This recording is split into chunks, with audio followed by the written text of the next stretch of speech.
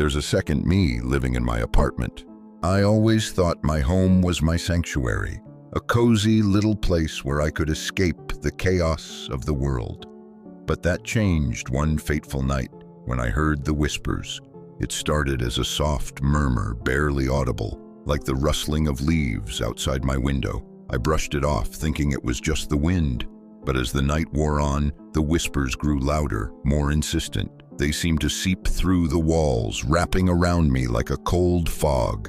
I tried to ignore it, burying myself in a book, but the words blurred as the whispers turned into distinct voices. They called my name, a chilling echo that sent shivers down my spine. I glanced at the clock, 2:13 a.m. The house was supposed to be silent at this hour. Heart racing, I crept down the dimly lit hallway, each step echoing in the stillness. The whispers intensified, now sounding like a chorus of desperate souls.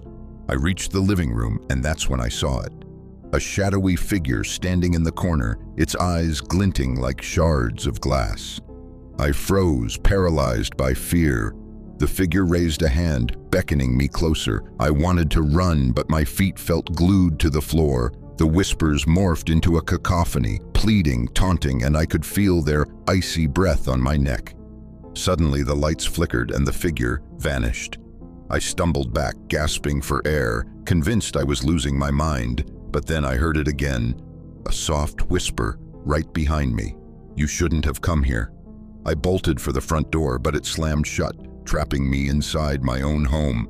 The whispers turned into screams, echoing through the walls, drowning out my thoughts. I was no longer safe. My sanctuary had become a prison, and the shadows were hungry. As I sank to the floor, the whispers faded into a chilling silence. But I knew they were still there, lurking in the corners, waiting for the next night to come. And I realized I would never be alone in my home again.